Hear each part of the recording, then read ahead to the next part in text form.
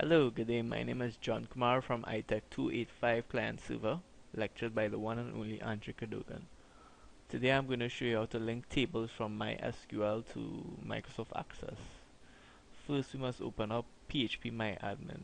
We get that from the WAMP server.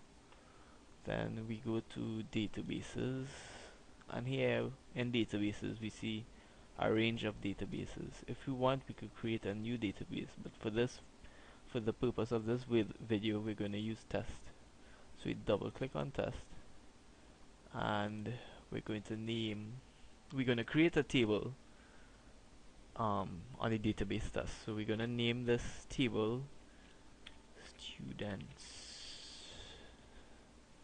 and we're going to have 5 columns for these students. Click go, and here we see the columns where we are now going to populate the columns.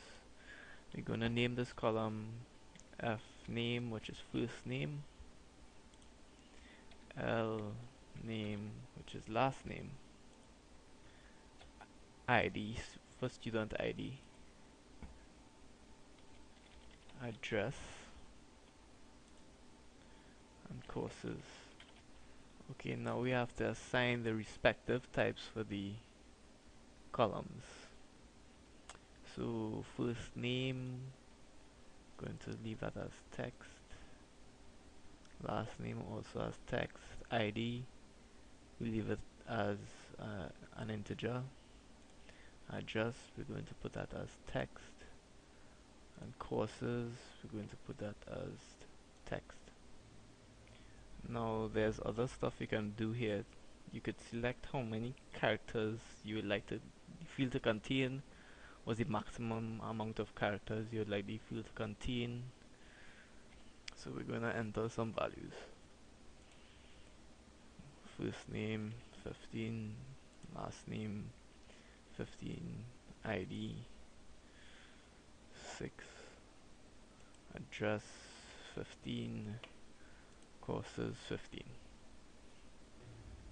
And we scroll down, we see attributes, whether they contain null values or not.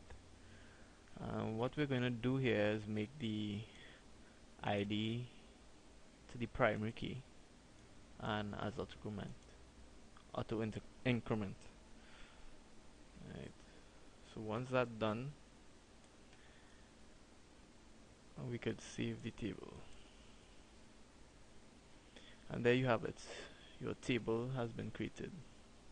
Okay, now from this point, we're going to open up Microsoft Access so that we could link this table to Microsoft Access. So we go to My Computer, C drive, 32-bit program files, Microsoft Office, Office 14. Scroll down till we see Microsoft Access, and what we want to do is run as administrator so we can get all the possible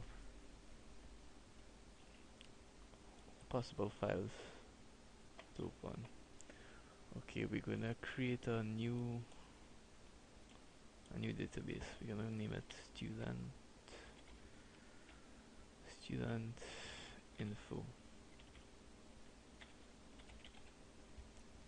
Create, and what we want to do here is delete the table since we have no use for this table. Okay, we're gonna go to external data,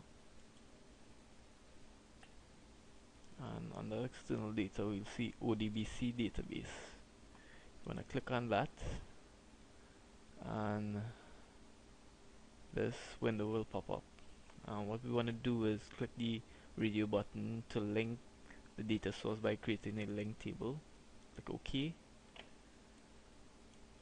and we have to select data source. So we click on the machine data tab, and gonna create a new tab. Let's name it. Oh wait, okay, scroll down. We see the ODBC connector driver. Click next, finish, data source name.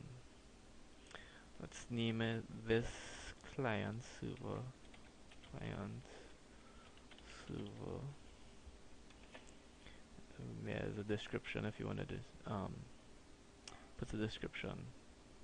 We're going to leave the TCP IP server blank and the port number. We're going to look for the database, yes, which is test to see the connection is successful. Click OK. We click OK again. Client server. We click OK. Okay, here we see the table I created in PHP and how it was linked to Microsoft Access. So we're gonna select students and click OK. Double click on students, and here we have the fields that I created. Okay, we're gonna populate these fields now. So first name, we have John. Last name, Kumar. ID 21043 21043 address Belmont, courses, client server. Okay, let's create another one. Mark Kumar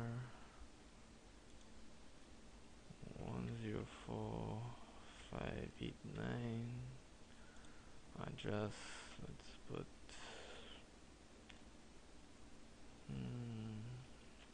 San Juan, courses, accounts. Right, now we're gonna right click and save. So now we're gonna go back to PHP and check to see if I can see the data. Right, now back at PHP we're gonna click test and browse. You can clearly see the information that I created in Access. It shows up right here. Now we're gonna test this. I'm gonna delete a record. I'm gonna delete John.